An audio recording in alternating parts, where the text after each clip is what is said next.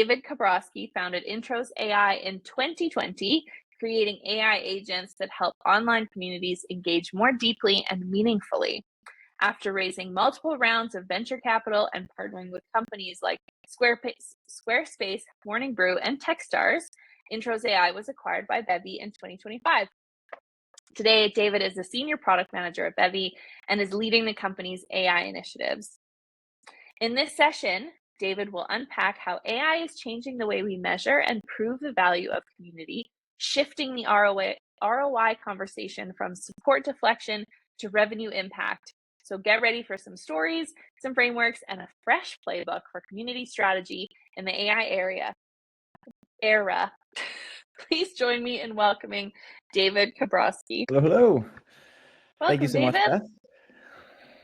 Awesome. We're excited to have you. Yeah, good to be here. Seems like it's been quite a exciting day so far. There's zero chance I will be able to match Vincent's energy that last session here, but gonna do my best regardless. And yeah, excited to get into it. A lot to cover, and this is a topic that I think is really impacting everyone, right? How we're finding a way to, in the age of AI, to better prove that we are driving value for organizations, companies, and I think there's a lot of other higher level dynamics that we'll get into as well. So we'll dive in. But yeah, Beth, anything else you want to cover before I take it away? I can share my screen and we can go for it. No, I'm excited. I think this is going to be a wonderful perspective as well. I mean, a lot of people are talking about AI, but it's nice to hear from someone who's been deep in the weeds of building AI for community, and how you do it human first while still using AI to its full ability. So I'm excited. Take it away. All right, sweet. Let's get into it. So let me share my screen here, and feel free along the way. If you're stopping in, send a message in the chat. I'll try to get to questions along during the presentation. Some I might hold for afterwards, but yeah, it's mostly presentation today, and I'll be talking through and giving examples and what I've seen work at a few different companies as far as how they think about both measuring ROI, some use cases for it. There's a lot more that we're not going to get to that, it's just a really deep area where it goes beyond.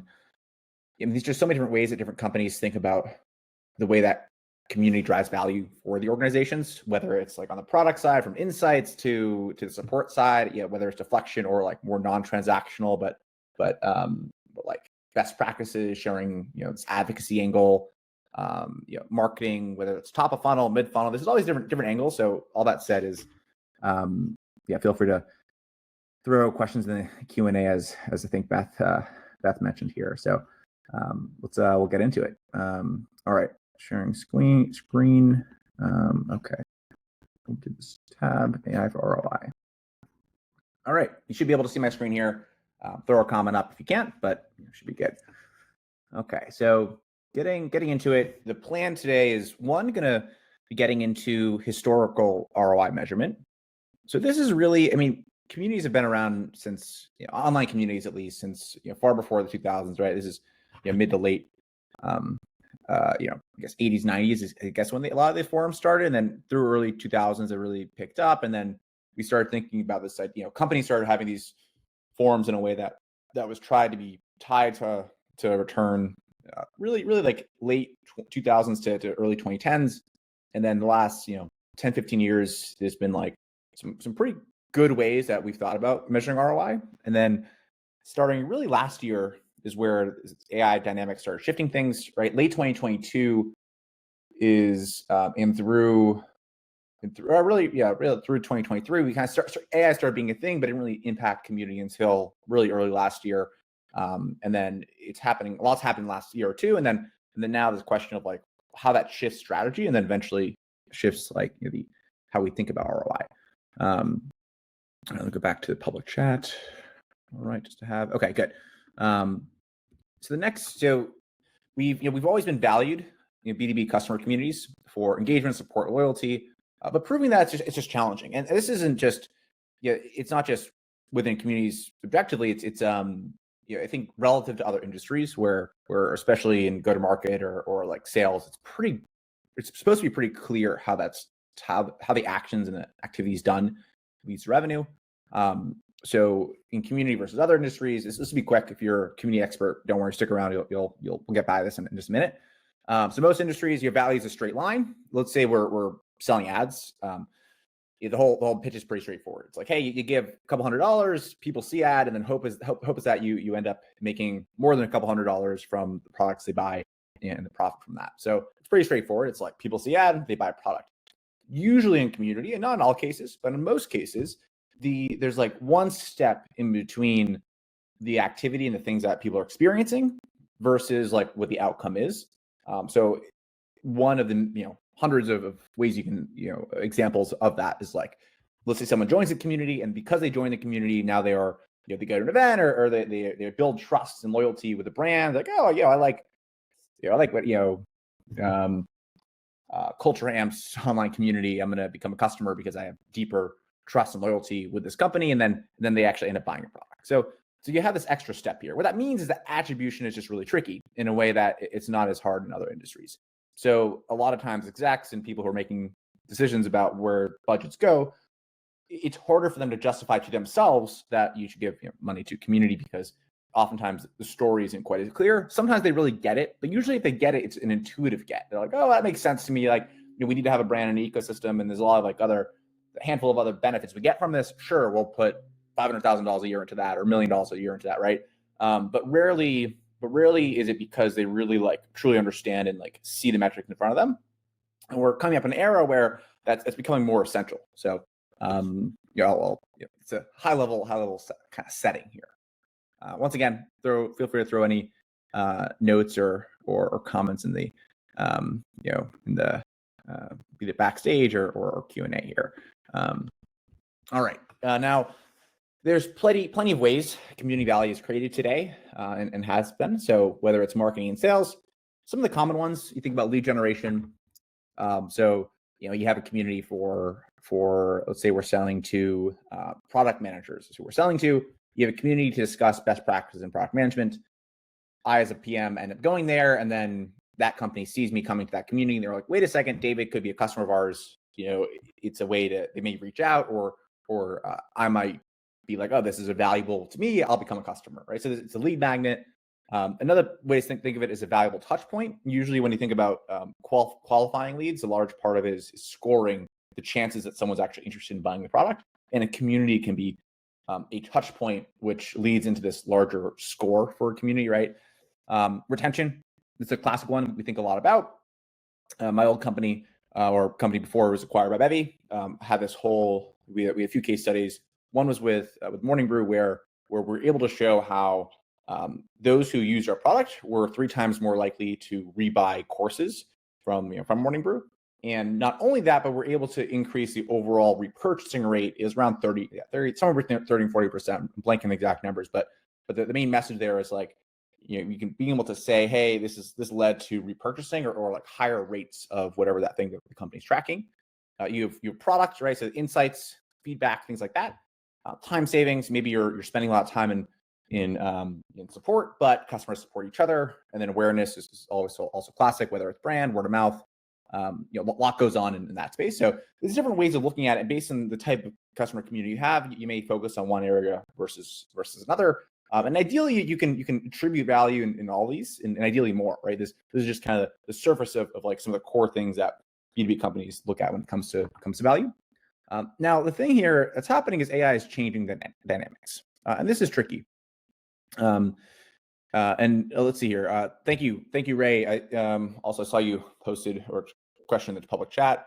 So I'll take a second look at this. So don't more people join a community after purchasing the product? Yeah, good point. Very good point. So I think that comes into the retention side of it. So let's say someone buys your product and then they join the community. Now there's another question. Oftentimes it's enablement. It's like, okay, this person bought the product, how do we get them to be time to value as fast as possible? So for example, I'm a PM, I join a PM community, I become a customer, or let's say I'm PM, I become a customer, then I join the community. They may look at, okay, David joined this community, he uses our product board which is a company that I currently use, where it's helpful for getting product feedback and then just using that feedback to decide what to build. but they can look at that and say, okay, how fast did it take from David to actually onboard the product? And did the community that he joined help with that? For example, I post a question, hey, what's the best use case for product board? Someone replies to it, oh, here's what I did. I see it. And then the next day I implement what that person suggested. Well, that's an indicator that that community helped me on the product journey to get to a faster time to value, which is likely going to lead to me sticking around the company longer or sticking around the product longer. That's just one example from thinking about how post after joining. Usually, if the company has a community that is made for existing customers versus prospects, and sometimes it's a blend of the two, but usually there'll be certain metrics that you look at to measure success. If it's existing, usually it's impact on either retention or like net promoter score. There's a few, might be a few other metrics there, but so really good point, right? Thanks for calling that out. Great. Okay, so getting on to how AI is changing the dynamics, let's look at support deflection as one example here. So previously, support deflection, it's like one of the largest ways to quantify community value. This is, call this like 2015 to early 2000s or 2020s. I mean, even before this, right? You can probably as early as 2005, 2010, where this is like, there's a lot of classic examples out there where I think Microsoft with a forum was able to save like $4 million a year in the amount of cost it would be to have people who are on support, because the community would give feedback to each other on the forum. So usually the way you look at that is you put a value at that, like per a dollar equivalent for support tickets. One example we've seen is Autodesk use $25 a ticket as a way to calculate the ROI from support. So for example, someone has a question, hey, how do I do this in the product? Typically that'll go to support, and it would cost the equivalent of $25 for that to get answered effectively and solve that person's problem. Well, if community does that, then they can say, hey, this is worth $25 that the community solved. So if you end up having a bunch of these support tickets, thousands, times that by that 25 or $10, whatever your company decides it's valued at, that leads to a dollar equivalent for savings. So this is classic. If you're a professional community manager, you probably are familiar with this one. Now this is where it gets tricky. It's like, well, now you have Finn, which is from Intercom, and a lot of these other support agents who can digest your documentation, can effectively figure out and answer questions for you on your behalf, and for only $1 a resolution. So this is tricky because now it says, wait a second, someone else is coming in here and solving a problem in a cheaper or like maybe more effective, potentially more effective way, and maybe not. But what this means, so at a higher level, what this means is AI can now do more with less. Which means a lot of some of the previous metrics, the way we thought about measuring ROI, might be not sufficient, which means we need to figure out other ways that we can drive value in a measurable way. So it's a hard place to be, but thankfully, there's another way to look at this, right? So in the last, call it 5 years or so, this conversation around transactional versus non-transactional tickets has come up. And this is some screenshots I have from like a Notion doc, but effectively transactional ones are like, hey, how do I reset my password? In which there's a really clear answer, and you don't really need the community for that as much. Yes, it's great to have that and someone can give you the answer, but that's something that like an AI or a bot should easily be able to solve. It's like, hey, how do I do X, Y, Z? But where it gets more interesting for a community to come into play is when it's not a like a direct answer, but it's like advice, best practice. So someone asks, hey, what's the best way to structure roles and permissions for a 500-person team? You're going to have a whole discussion form around that, right? One person says, oh, well, we have like a 700-person team, and this is what we did. Someone else says, oh, I have a 300-person team. This is what we did. And then someone else says, oh, I have something exactly like you. Here's how we approach it. But, here's a few nuances, right? There's all these nuances that come up when it comes to advice and feedback and how to approach problems, that it actually doesn't make sense for AI to be the one who is doing that, because it doesn't have all the context that someone who's been in that role before has. So you end up in this case where there's still a lot of value derived from these types of Q&A and these like forum type of experiences. It's just the type of value that execs and everyone else is looking at is shifting a bit from this like transactional, almost like binary, hey, did it get answered, to like, how did this question actually lead to some outcome for this person? So an example, some more examples of these like non-traditional support or like peer-to-peer best practices, use case inspiration. Hey, how can you use this tool to get the outcome I'm looking for, right? That type of stuff, advice. And then some of the metrics you can think about for these about measuring is engagement with those advice or pieces of content that are related to like non-transactional types of interactions. So maybe it's like it's views, it could be like eyes, actually interactions with that type of content. That's one thing we started to see being more common to measure. Customer success outcomes. This is always wonderful, right? Renewal expansion for people who are in the community versus out. This isn't quite that as tied to non-transactional as the first one. Sentiment and advocacy. This is an example I'll go into a little bit later. Product adoption, right? Like, does someone who interacts in the community and gets advice in some way, if that's checked, do they adopt the product faster than someone else? So trying to make these correlations are important. And then you also have to keep in mind that like, because the value that community brings is oftentimes not just within the community, but across other parts or departments, the relationships you have with other stakeholders of the company are really crucial to get right. Because if you don't have their buy-in to like measure the way community interacts with that part of the company, then it's really hard for you to actually tell that story of, oh, this person did this and it led to higher product adoption. So it is tricky, and getting the right tools is hard. So this is very tricky, but it is where we kind of need to have the world move towards, because if we don't do this, then it's just harder for larger companies to justify $1 million+ budgets towards community. I'm gonna take a quick break. Look at the comments here. So Nina, you said here also more technical questions, issues the platform being used. Right, good point. Yeah, that's definitely related to non-transactional, where it's just like, yeah, maybe a bot wouldn't work well. Really good thinking. And amen, Beth. Yes, this is why, one of the reasons why community will always be important. Nina, really good thought here. Companies who don't use chatbots support will lead in customer trust. Yeah, I agree with that, right? I mean, I think there's probably some questions that like, that having chatbots makes sense, but like for the majority of questions, I could see a world where it routes to a community where it's like, hey, the best thing for you to do to get this answered is ask our community. That's the type of like workflow that I think is really smart. Okay, great. And it depends on the kind of bots. Yeah, great point, Nina, as well. Okay, so let's continue here. And this kind of comes back to this point I'm getting at, which is like tracking and figuring out what to measure is necessary, but it's also not enough. So because doing more with less is this growing expectation for community managers. First of all, this is crazy because they're already doing 3 to 5 jobs with 3 to 5 people. I mean, everyone's overworked. But the expectation of being more productive is still growing. And on top of this, there's increasing downward pressure from execs to say, like, let's cut costs. And oftentimes, unfortunately, community teams are the first to go. And once again, also crazy because of how much value community drives. So you end up in this case where AI can do more with less, or helps you do more with less, at least in theory, which means you need to get creative with tracking and finding ways to prove ROI. But it's not enough because you're expected to handle more responsibilities. So it's not just like, hey, this is working well, but it's like you have to do that across multiple responsibilities.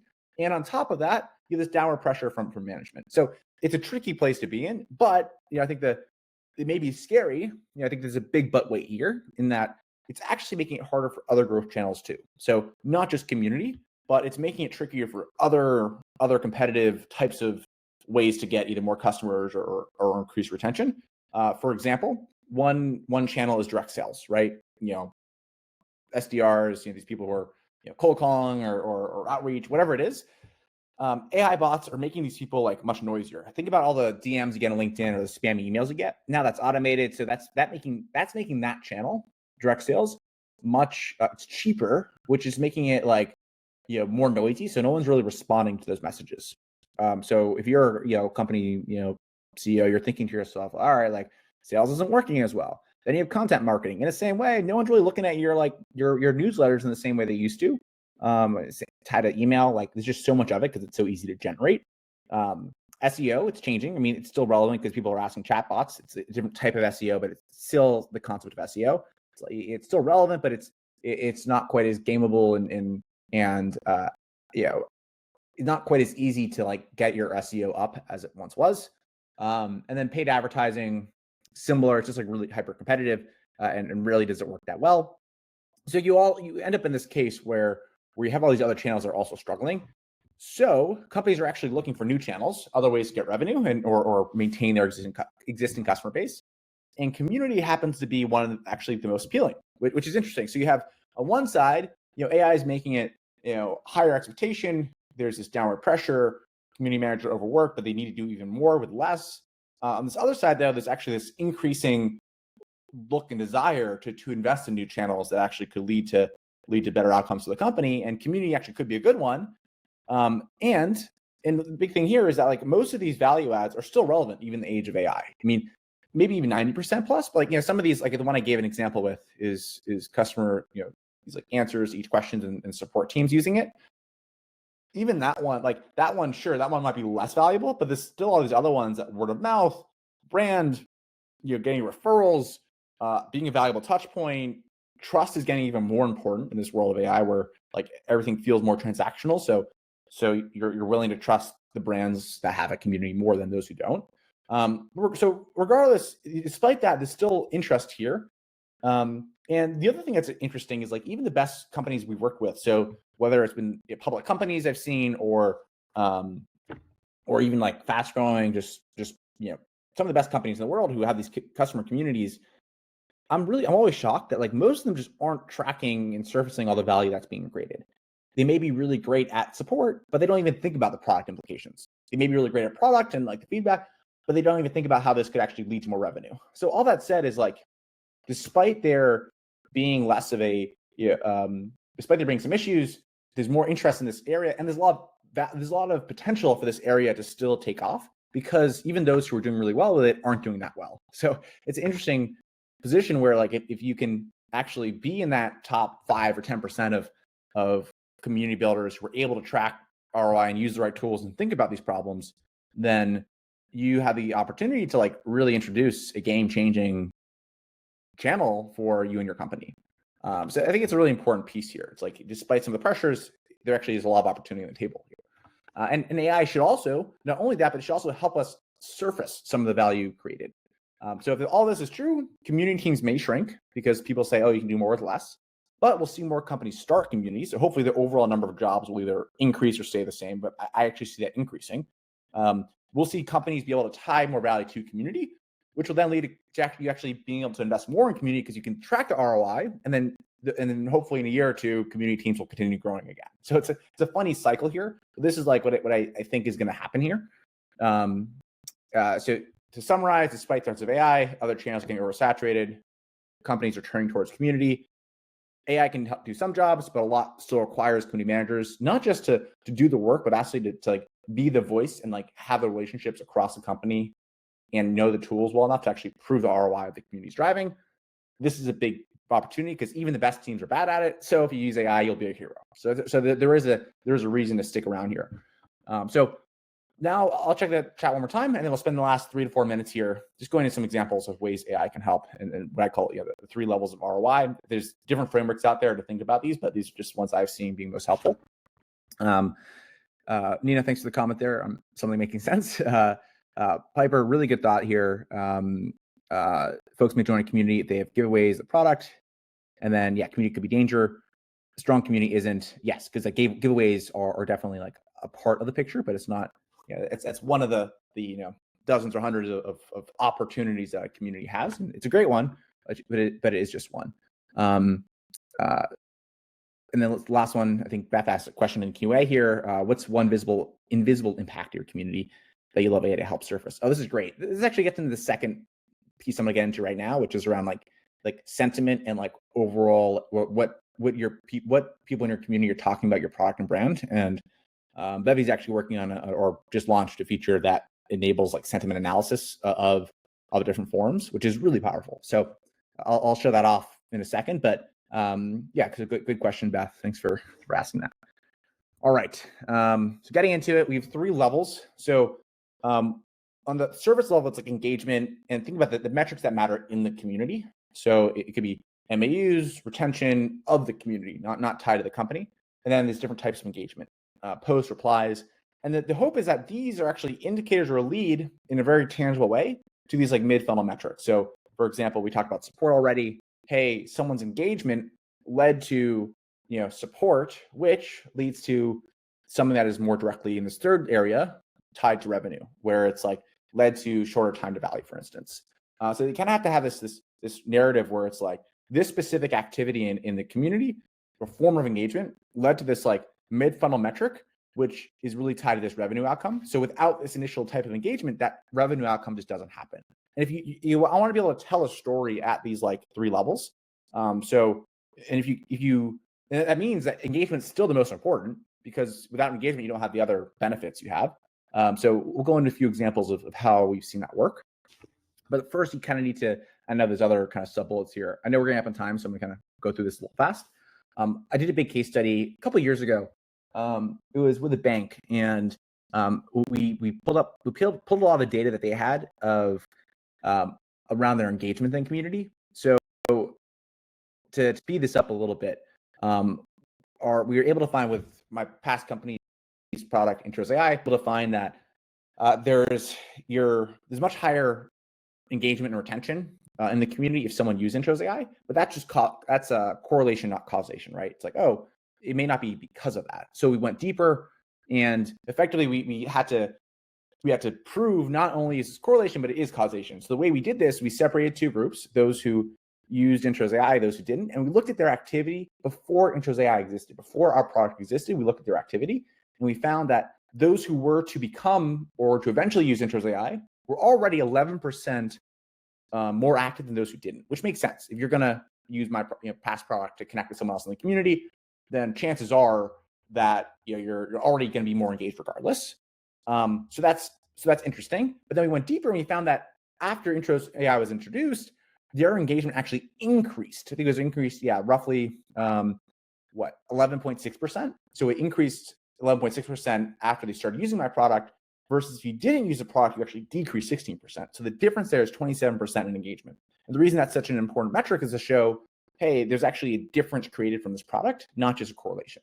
I know that was a little technical, went a little bit in depth, but these are the types of stories that are really helpful to tell. Happy to like kind of support it if you're at like a B2B company and you're running their community or thinking about these problems at the company. This is an area where like I think it's really important to be able to effectively tell these narratives. So I did a poor job of that. But I know we're coming up on time, so to finish up in the next 30 seconds, a lot of this comes down to credibility. So this is still engagement in the community. This is still the level 1. You have to be able to tell a credible story. So even that noting of correlation versus causation shows you recognize, hey, just because people are engaged doesn't mean anything, at least in the eyes of the CEO. It means something, but it needs to be more than that. So ideally, you can tie that to mid-funnel indicators. This is what I mentioned earlier with sentiment analysis. When you recognize that certain engagement leads to certain types of, the overall vibe, effectively, vibe is the wrong word for it, but how people are talking about your company in the community. This is what people, CEOs love seeing this type of stuff. And then eventually want to be able to tie that to revenue. One way of doing that, not the only way, is if your community is a first touch point on the marketing side or first touch point for prospects, and that person becomes a customer, a huge way to tie that to revenue. So with that said, we didn't get too much today, but that concludes the presentation. Feel free to reach out on Twitter. I'm the Brunch Guy, and on LinkedIn, just reach out, and I'm happy to either chat messages or whatever it is that I can do to support. So thank you so much, and Beth, I'll hand it back to you. This is good timing. That worked out well. Thank you so much, David. Thanks everybody for popping in the chat as well, and sharing your thoughts and your concerns. I mean, it's so helpful, like I said, to hear from just a different perspective of like how you've seen ROI be proven with AI. I think that the skepticism is real in our industry. The nerves are real. We're already all working on small teams of 1 or 2, and with the added pressure, or I guess expectation, to like do more with AI, it's like, but then will you cut the rest of my team as well because I'll become too efficient? So anyway, I just really appreciate hearing all of this from a different perspective. Thank you, Beth. Thank you.